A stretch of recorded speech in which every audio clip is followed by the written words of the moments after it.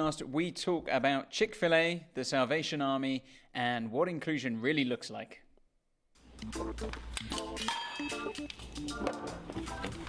Cup of tea? But you don't believe in tea. Sure, not for myself. My body is a temple of the Holy Spirit. I don't personally partake of tannin-based stimulants. How dare you? Sorry?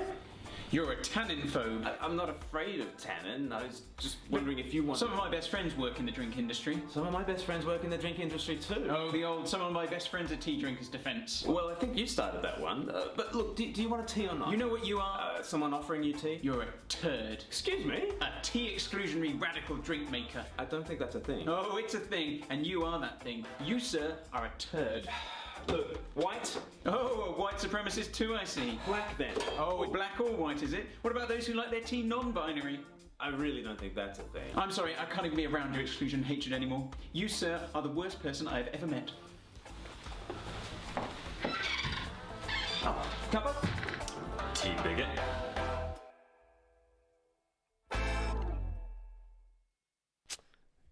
That's the thing about Nick Haas. Yeah.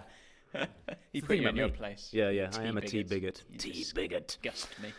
But you really take to the whole prissy thing. Like whenever we write a sketch in which we need someone to be outraged and Genuinely offended. outraged. Yes. Yeah, well, outraged from Crowborough. Yeah. Disgusted of Crowborough. Yeah. Yeah, I don't know. Yeah. I've got a lot of anger, so I keep it. Expressed in a prissy kind of a way. I push it down and Yeah. let it out for those moments. You let it out in the sketches when you say, "You sir," You, sir. which was not in the script, but Paul just very happily ad-libbed that bit. "You sir." That's genuinely how I talk. Are the worst That's what I human say. being. So. Anyway, that there is Paul Feasy. This here is Glenn Scrivener. Great Prize turd. Yes, I am a turd. Now, for those who might be wondering why Paul is calling me that, it's spelled T-E-R-D, and we made it up. So, as an acronym... Did we? No. No. Sorry, That's T. It's the players on that, isn't it? Yes. A tea exclusionary radical drink maker, which was a play on the trans exclusionary radical feminist turf. Indeed. So.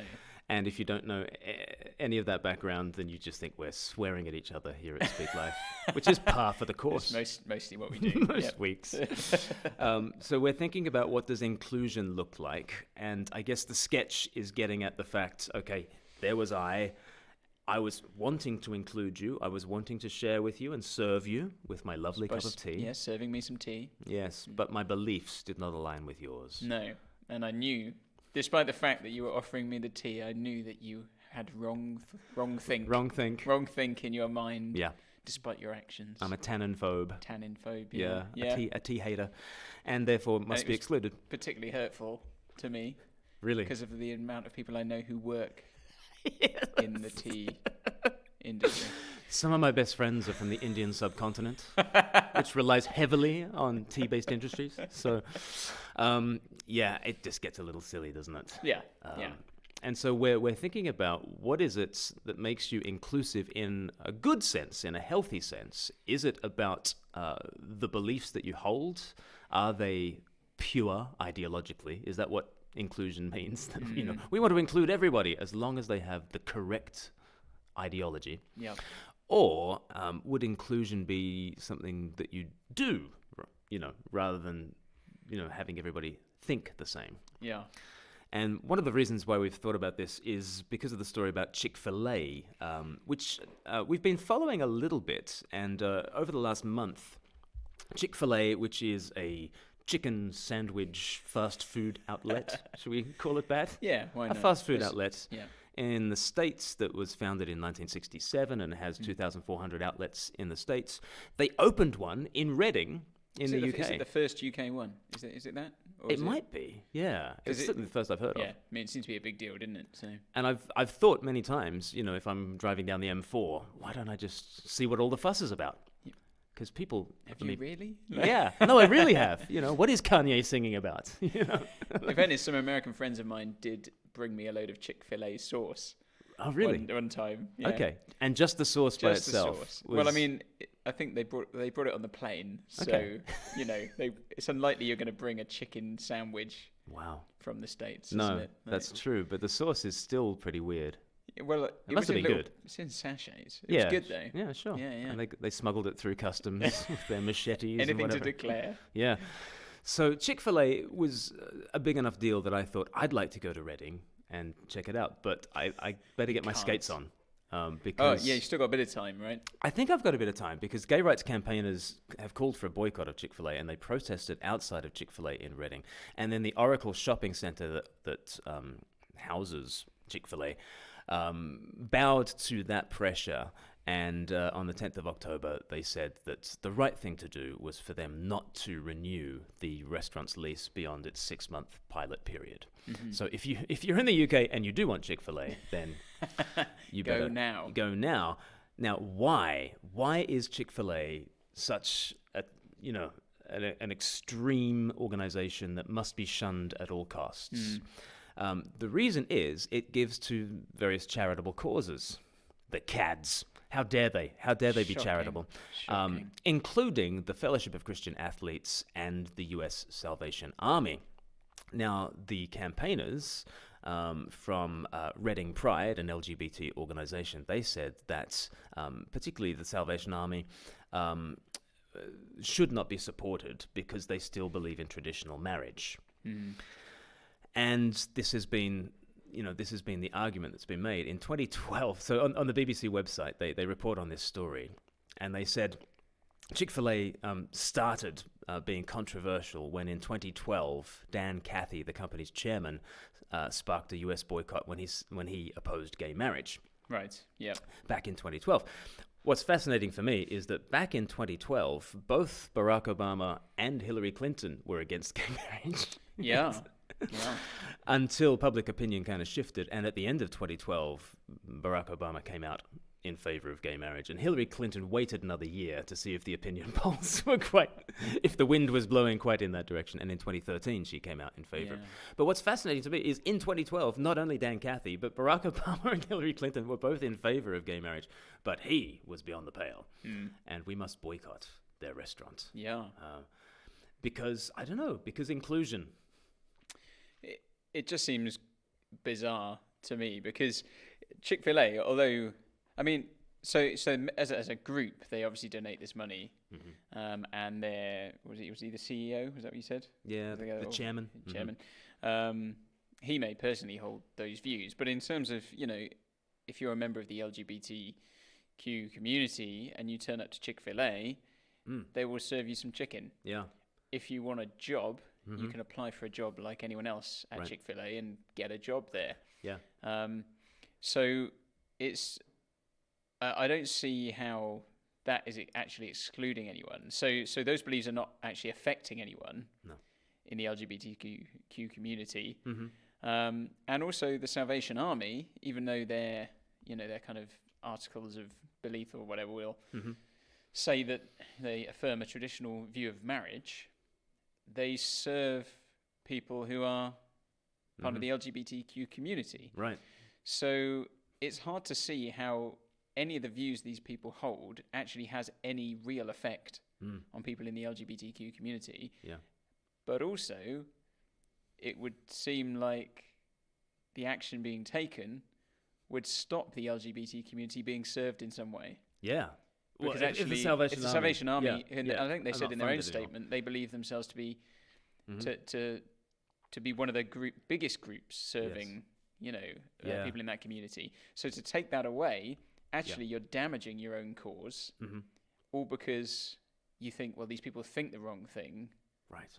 Even though they're doing things to help you, right? Yeah, exactly. And the story has developed in the last week to the point where Chick-fil-A have actually seemingly bowed to all this pressure, and they're no longer going to support the Salvation Army. And the Salvation Army on November 18th came out with this great statement. They said the Salvation Army, as the largest social services provider in the world, is already fully committed. We serve more than 23 million individuals a year, including those in the LGBTQ plus community. In fact, we believe we are the largest provider of poverty relief to the LGBTQ plus population.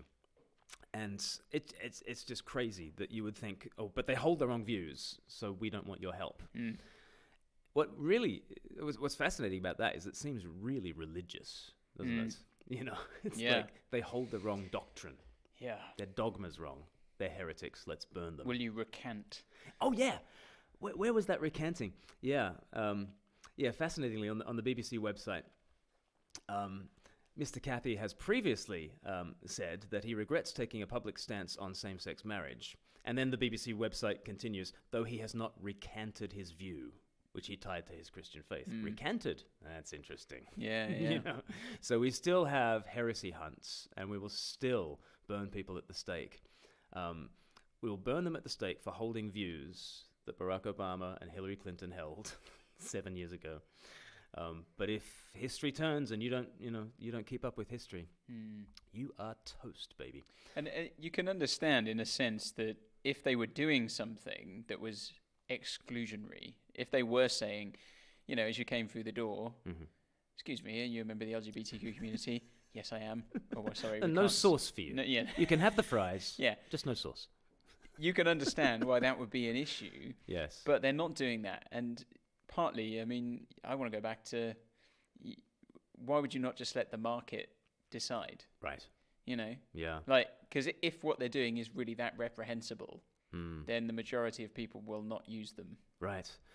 But they're not being given that choice here. Choice. Is being Because in other areas, they're quite into choice. Well, it's often the people pushing these kind of things through are slightly more radical and to the left.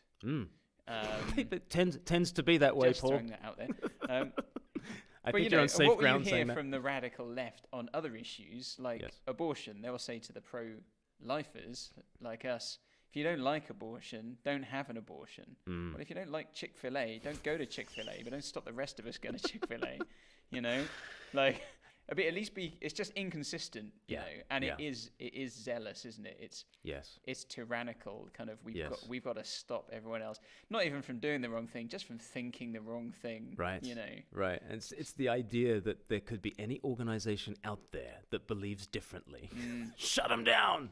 Can you imagine if just you took this into every area of life? Going to the corner shop to get your newspaper and a bottle of milk. Yeah, Mr. Patel does not share their vision of marriage. I guarantee it. Yeah, whoever you'd have to, or any issue wouldn't just have to be on that. It could be anything.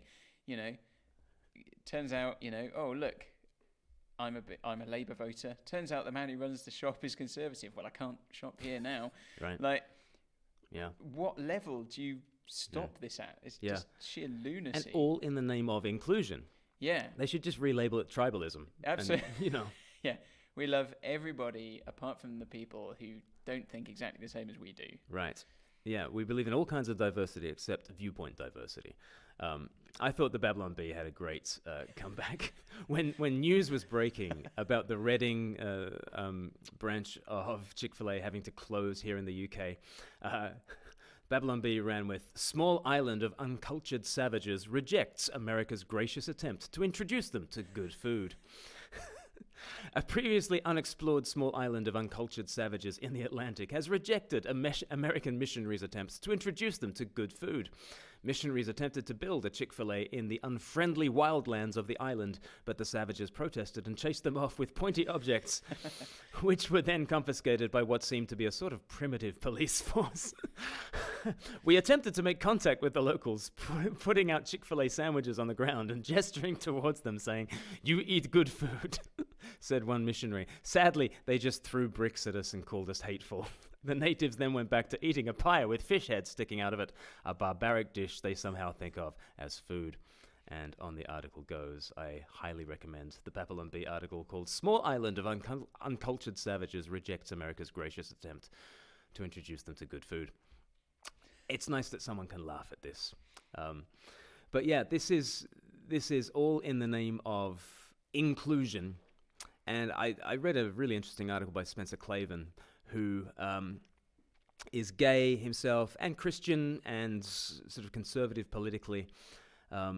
But he wrote this in The American Mind. He said, as long as LGBTQ friendly means not tolerant of gay people, but actively in favor of gay marriage, no conservative Christian organization will ever fit the bill. So as long as we're pressing people to have the right beliefs about gay marriage, then, yeah, you will absolutely persecute and hound and seek to annihilate Christianity from the face of the earth. Is that what people want? Sometimes it feels like it. But, I was asked at Bath University last week, 10 days ago, I did a talk on love, and I said the church is the greatest movement for love in the world, and it's the largest, most inclusive sociological phenomenon the world has ever seen. Mm-hmm. And in the Q&A afterwards, somebody said, if that's the case, then why does it spread so much hate? And he had one issue in mind when he asked that question, sure. and it was sex and sexuality. It was that issue, which is an incredibly narrow metric by which to judge Christianity or any ideology. Sure. Where do you stand on sexual minorities that account for significantly less than 10% of the population? Is that the metric? It's bizarre, isn't it? I mean, I find that a strange thing as well when people, in a similar way, say, Christianity is this kind of white Western thing, and you think, well, it's not come out of a white Western setting at all. Right. And if you look around the world at, who are the majority of Christians, you'll find that it's probably not white people. Right. It's going to be kind of Asian and African. Yeah. And of all people around the world who hold to LGBTQ plus kind of ideology, it's only really white people in the West. Like, it's such a weird view, and the acronym WEIRD spells white, educated, industrialized, rich, democratic societies, which are a minority of societies around the world. But somehow we think that, these ideologies, these philosophies of sex and marriage that have been around for about 5 minutes and are located only really where white people are found. That's the most inclusive thing. Terribly ironic, isn't it, really, that it is those kinds of people who will say, look at the church imposing its white colonial views on the world, and you're like, well, your views are the, what are you doing? Right. You're just trying to impose your Western views on the rest of society, because you're assuming that you are the ones who are the standard of the norm and so on. And then to exclude even chicken-based fast food restaurants when they don't line up. Dear me, chicken. Just how do we get to this stage? Yeah, I don't know. So here's another thing that's been happening recently. In terms of inclusion, because if we're going to judge the inclusiveness of church based on, let's say, the LGBT question, well, let's turn the tables and ask, how inclusive are they? So here's a rainbow coalition that seem to be marching in the same direction. Are they?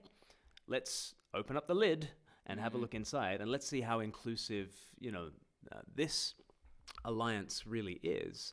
And of course, it's a very loose alliance, and that's okay. You can have a coalition of various different ideologies, and you can be co-belligerent with one another, and you can try to support the same kinds of issues without having to be completely monochrome. But actually, the difference between the L's and the G's and the B's and the T's in particular is such that there has now been set up a new alliance, sort of in distinction to Stonewall, which has been the largest gay rights activist group in the UK.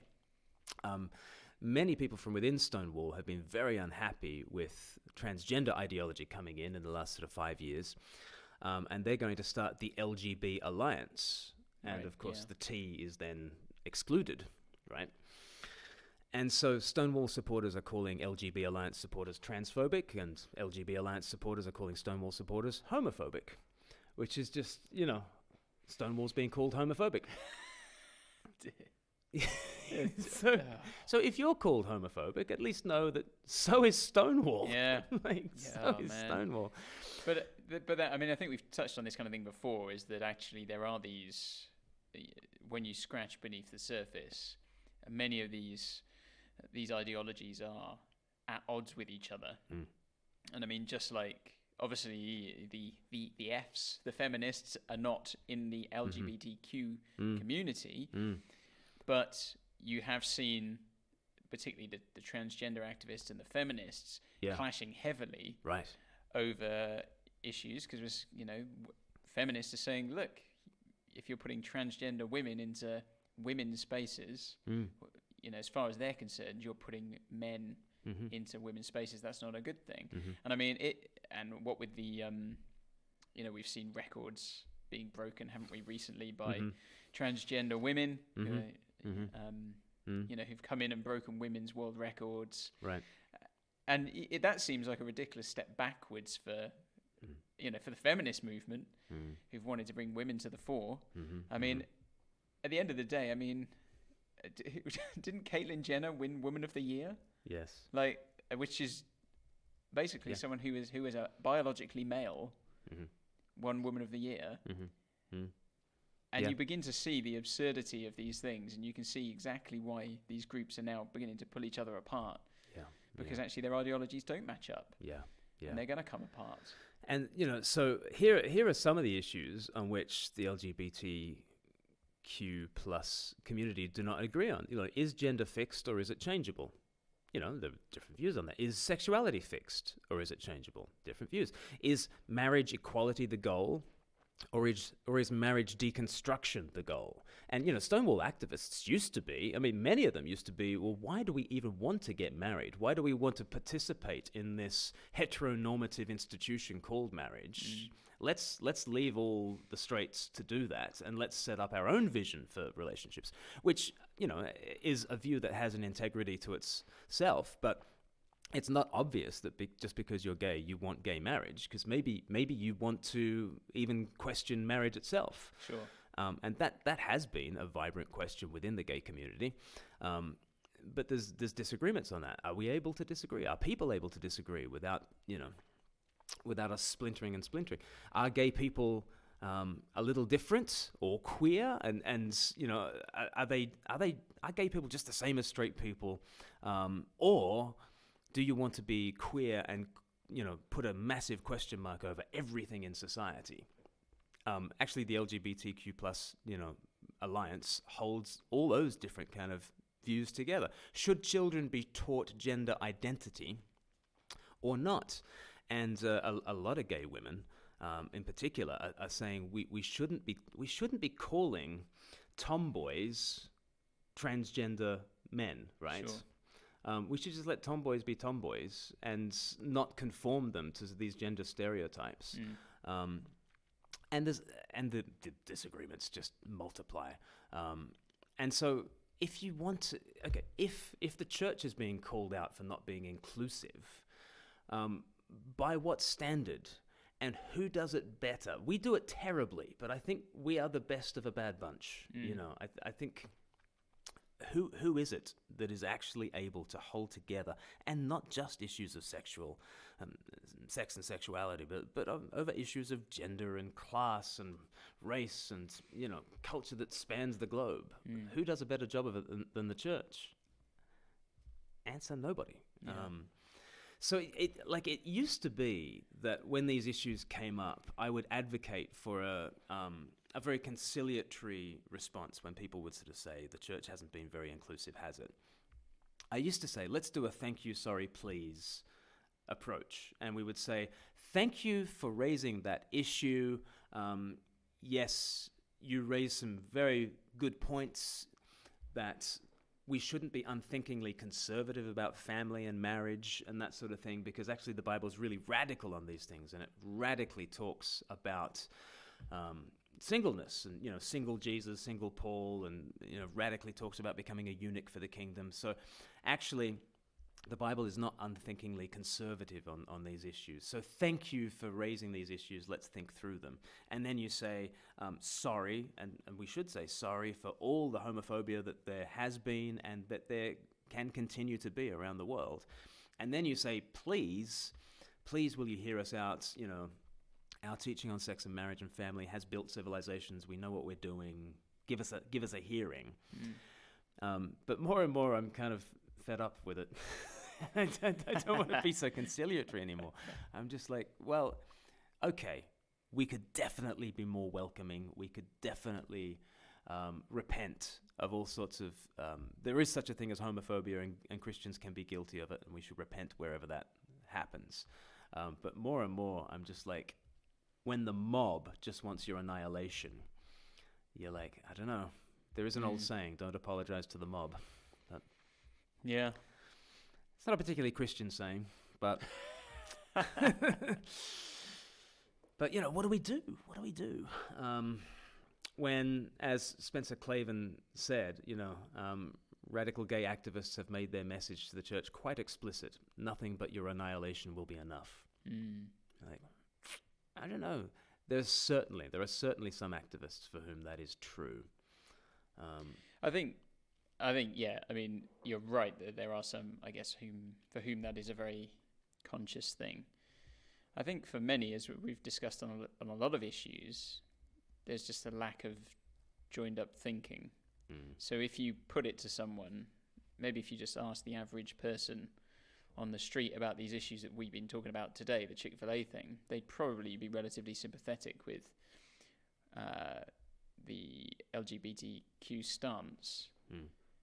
But I wonder whether it's because people don't really haven't really thought deeply about, you know, what does this mean for every group? You know, that surely this means that you can't have any organization that thinks, even thinks, regardless of how they act. Yeah. And I mean, that's what I see a lot, really. I just think there's a lack of joined-up thinking, which, you know, why, I mean, it was a bit flippant earlier talking about, though, if you don't like abortion, don't have one.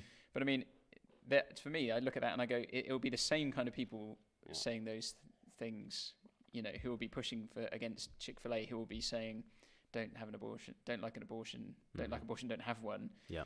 And for me, I look at that and go, where's your joined-up thinking? Because you're pushing two completely different ways of looking at things. Right. There. Yeah. Live and let live when it suits you, and then imposing your ideology when it suits you. Yeah. Yeah. Yeah.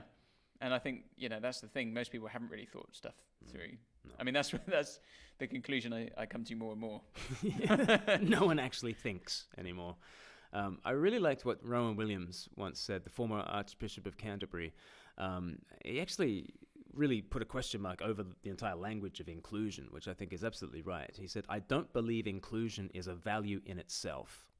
Welcome is. So the Christian vocabulary is about welcome, not this newer language of inclusion.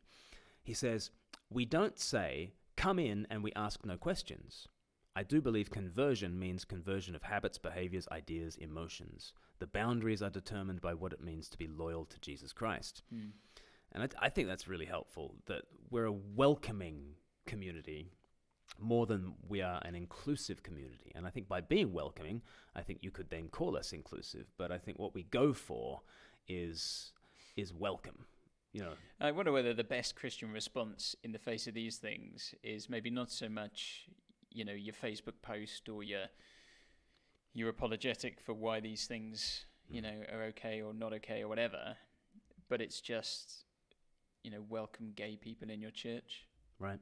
You know, have them to dinner. Like, I can't remember what the context was now, but I think it was a story you told a while back about someone who said, like, all Christians are hypocrites, and then their Christian friend says, well, am I a hypocrite? And they're like, oh no, not you. You know, it's all the other ones. And well, do you actually know any Christians who, out of all the Christians you know, which ones do you think are hypocrites? Oh, well, not the ones I know. and I wonder whether that's the case for us. Like, actually, the best thing we can do is on the ground with the people we know who maybe do fall into other camps and ideologies and groups, is not necessarily like try and bend them to accepting our, you know, conclusion, right? You know, and showing them why they're logically incorrect or whatever, right? But just saying, yeah, well, you know, you're welcome. Yeah. You can come in. It's Yeah. fine. Yeah. Exactly. It's a very 1 Peter kind of thing. It's though they accuse you of doing wrong, you just keep doing good. Yeah. Yeah. And many will be won on the last day. That's what 1 Peter 2 verse 12 says. How does it go? We should look it up. How does that Bible thing go? It says it's written somewhere. It is written somewhere. As the writer of the Hebrews says. Yeah, 1 Peter 2 verse 12. Live such good lives among the pagans that though they accuse you of doing wrong, they may see your good deeds and glorify God on the day he visits us. And a lot in 1 Peter is about people accusing you of doing wrong. No matter what you do, people will accuse you of doing wrong. So in a sense, we shouldn't be surprised by any of this stuff. Oh, no. We've been warned 2,000 years in advance. Though they accuse you of doing wrong, let them see your good deeds. And that's why I like the Salvation Army kind of press release. They were just like, well, I don't think anyone else actually serves the LGBT plus community more than we do. They do. Yeah. But God bless. Yeah. No, absolutely. We have 2 more little items to do before we wrap up, but one of them is to let you guys know about The Coming, which is the 4th of our 4 Christmas films that we've been releasing on YouTube. We're also in the process of releasing them on Facebook. These are short films that you can share online, but also use in church services if you like. The Coming is based on a poem by R.S. Thomas, a Welsh devotional writer, and I've always loved the poem, and Nick Haas, one of our interns, has done a great job of voicing this and also making it into a cinematic journey. This is going to go live tonight at 7 p.m. on our YouTube channel, so we want to give you a sneak peek at this, so it gets you excited, and so at 7 p.m. you can share the life out of it. So let's have a look at The Coming.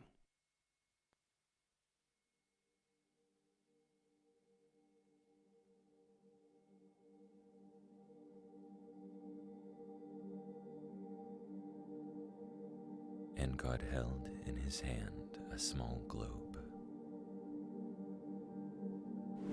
Look, he said.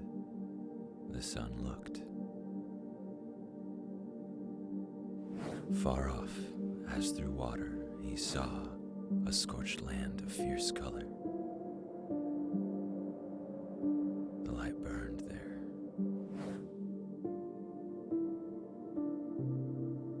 Crested buildings cast their shadows. A bright serpent, a river, uncoiled itself, radiant with slime.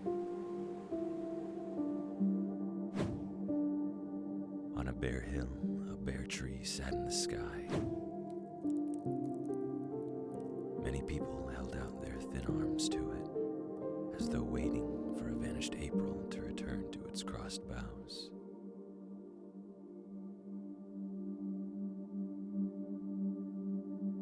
The sun watched them.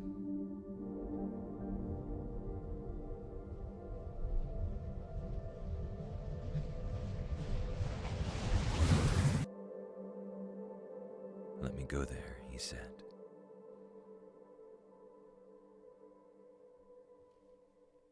Pretty nice, huh? Nice. Is nice. Very good. Very good. I think it's my favorite Christmas poem. It kind of encapsulates Christmas and Easter. You sort of get the sun. He realizes that, to embrace the crib means embracing the cross. So you get Christmas and Easter run together. If you like that, then please do watch it at 7 p.m., comment on it, and share it among your friends. That would really, really, really help us. And if you go to speaklife.org.uk/Christmas, you can see all 4 of our Christmas films. Maybe you could give one of them a share, or all 4 of them a share, and maybe you could, if you're not a church leader, you could say to your church pastor, hey, why don't we use one of these for one of our services? That would be great. Yeah. Now, Paul, you noticed our final story for today's live cast. Set this one up for us. So it was on Question Time in the last week. I picked it up on Twitter, this video that was being shared around. And it's all to do with part of Labour's manifesto that they will tax the top 5% of earners, the extra, to kind of make up what they want to do. And so that's going to be those who earn over £80,000 a year. And there was just this beautiful little clip from Question Time where there was a man who objected to that. Let's have a look. The man there. I'd like to call out Labour as liars. I am one of them people that he will tax more, and I am nowhere near in the top 5%. So I'm calling you a liar right now. That 5% is a lie, right? I am nowhere near that. And you are going to income tax me as an employee. You're not going after the billionaires, you're going after the employees, where it's easy money because it's PAYE. I have no choice. That's just not... I'm afraid on that you're mistaken. We're not going to raise income tax for anybody apart from the top 5% of earners. I am not in the top 5% of earners. So we're not going to increase your income tax? But you are, because I've read your policy. It's above £80,000. And I am nowhere near in the top 5%, let me tell you. I'm not even in the top 50%. And that's why we're not going to increase your income tax. And So hang on, let's just be clear. So you're suggesting you would raise income tax on those earning over £80,000. You're saying that would affect you because you earn over that sum? Yes. So you earn over £8,000? Yes, and I'm not in the top 5%. I think that is the top 5%, isn't it? I'm not. Every doctor in this country earns more than that. Every doctor, every accountant, every solicitor earns more than that. That's not 5%. I mean, it's not true that every solicitor in the country earns more than £8,000. When I was a solicitor, I earned just over £40,000 a year. The fact is... So let's just be clear. Yeah. Just let's settle this once and for all. Well, certainly let's hear from you. If you earn over £80,000, are you in the top 5%? Categorically? Yeah, so the top 5% of earners will pay more income tax. And I think it's right that top 5%. I think it's right the top that 5%. I think that... I love it. It was just so good. The moment when he says, I'm not in the top 5%, after he said he's earned £80,000, and there's just this dead silence and just a few murmurs of, yeah, you are. Hang on a minute.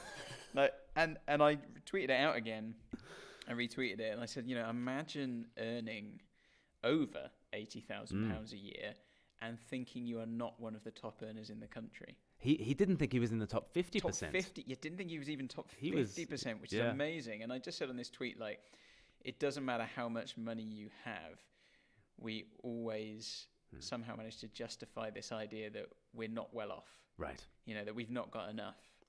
And because I think the average or the median, the median wage is something like 29,000. Yeah, just under 29,000. Yeah. So if you lined up all the full-time earners in the UK and you picked the middle person, you said what do you earn? They'd say about 28.5. Yeah. And so just amazing to see this guy who, I don't know what he does, I don't know how much he earns, but it's over £80,000 a year. He might be a professional pundit. Yeah. But it's an amazing lack of self-awareness. Yeah. And it reminds me a bit of the Occupy London thing, where people are campaigning against the 1% and they're saying, look, it's these evil rich people at the top 1% who are making our lives terrible. And I just remember looking at all those people protesting and thinking, you guys are easily, all of us, regardless of whether protesting, we're easily in the top 10% in the whole world. Oh, yeah. And the whole of human history. Oh, yeah. And if you'd have a Babylon Bee headline for that, it would be rich people protest slightly other rich people, slightly richer people for being terrible. And it's that complete lack of awareness. Yeah. The complete lack of awareness that basically you have a lot. Yes. But I'm going to cling to it. And there's a guy in that video there who has a phenomenal amount, but yet somehow still feels that he's being hard done by. Yeah. And someone said it works out, something like £9 a month extra you would be taxed or something on around that amount of money. Yeah, like a Netflix subscription or something. Exactly. I saw someone tweeting today who said for them they'd worked out it would be about £16 a month, and he said, I bought a bottle of wine for £22 yesterday. He was like, tax me twice, 3 times, I don't mind. It's just amazing. Yeah. I mean, and so I look at that and I just kind of go, oh my goodness, how could you be that unaware? But then I do it with myself. I have to remember, when I think to myself, well, we're a bit hard done by here. Well, there are people on far less than I am. Right. Right. We're always looking up and being envious. Yeah. We're not looking down and being grateful. I mean, no, absolutely not. Absolutely not. So, when I was at Occupy London, it was they were all camped out at St Paul's Cathedral. Is this 2012 we're going back to? Something like that. It is quite a while now. And there were lots of signs saying money is the root of all evil. And I went up there with my dog collar on because I thought I might be able to get into St Paul's for free. So they knew I was a Christian. I just got into conversations with a whole bunch of people, and I kind of said, it's interesting that the money is the root of all evil is not the actual quote. It's actually money is a root of all kinds of evil. In fact, it's not even that. It's the love of money, right? So you can love money. And that's the trap already. You can love money and have nothing. Yeah. And the guy I was talking to, he just sort of painted me this picture of, I wake up in my tent and I look out and there are these pinstriped bankers off, to earn their millions of pounds. And I often wonder, what kind of houses do they live in? What kind of cars do they drive? And what are their weekends like? What are their holidays like? And I was like, so the love of money is a real trap. And, 1 Timothy 6 is brilliant on this, isn't it? Godliness with contentment is great gain. For we brought nothing into the world and we can take nothing out of it. But if we have food and clothing, we will be content with that. If just food and clothing, we'll be content with that. Those who want to get rich fall into temptation and a trap and into many foolish and harmful desires that plunge people into ruin and destruction. For the love of money is a root of all kinds of evil. Some people eager for money have wandered from the faith and pierced themselves with many griefs. Ancient wisdom, but it's just so true that the richer you get, the more envious you become of those who just have a bit more. Yeah, and I think also the things that you would look at as those who have less would look at as luxuries start to become what you consider to be necessities. Right. And so the idea of, well, how could you possibly live on less than this? So if they take my extra £9 a month, what will I do? That it's the heart. It's kind of idolatry, isn't it? Right. And Netflix has become the. Well, I remember talking to a guy at church, and he was saying about family members he knew who were struggling money wise, and in pretty bad place financially. But he'd look at them and say, well, why have you got Sky? And they'd be like, well, everyone has Sky. You'd be like, no, they don't. And there's even in people always kind of throwing money away on things that they assume they need, when actually they could it was something like £60 a month they were paying for their Sky subscription, and you think you're probably not in that dire need if you feel you can spend £60 a month on Sky. But for them it was a necessity that you had to have it, even if paying other bills was hard. And that just seems really bizarre. It's about cultivating that sense of, oh, well, good for you. Like if you do have Sky, you can afford it. Good for you. Sure. Yeah. And and if someone's on 80,000 a year, good for them.